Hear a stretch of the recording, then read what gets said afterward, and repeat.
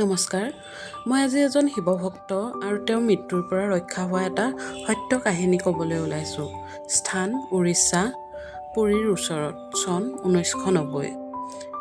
এজন দুখীয়া ল'ৰা ভোলা, তেওঁ ভগৱান শিৱৰ ওপৰত অগাধ বিশ্বাস আছিল।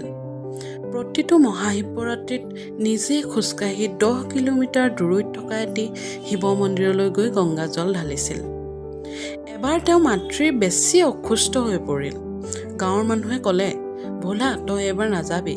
কিন্তু ভোলাই ক'লে, মই মহাদেৱৰ সেৱা কৰোঁ, তেওঁ মোৰ মাতৃক ৰক্ষা কৰিব। এই বুলি কৈ ভোলা মন্দিৰৰ দিশে আগবাঢ়িল আৰু মুখেৰে বাৰে বাৰে উচ্চাৰণ কৰি থাকিল, হৰ হৰ মহাদেৱ।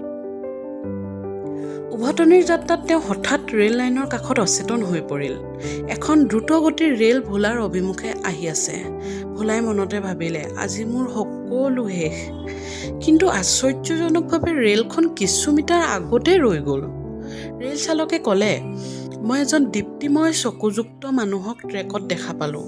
তেওঁ হাতত ত্ৰিশূলো আছিল, সেয়েহে মই ভয়তে ব্ৰেক মাৰিলোঁ। কিন্তু পিছত চাৰিওপাশে চাইও কাকো দেখা নাপালোঁ, কেৱল ভোলা অচেতন হৈ পৰি আছে। ভোলাৰ জীৱন ৰক্ষা পৰিল আৰু তেওঁৰ মাতৃও সেইদিনাই সুস্থ হৈ উঠিল। সঁচাকৈয়ে ভোলাৰ মহাদেৱৰ প্ৰতি থকা অগাধ বিশ্বাসে মহাদেৱক তেওঁক ৰক্ষা কৰিবলৈ বাধ্য কৰালে। আহক আমিও উপাস্যজনক বিশ্বাস কৰিবলৈ শিকোঁ, তেওঁ আমাক শক্তি দিব। ধন্যবাদ।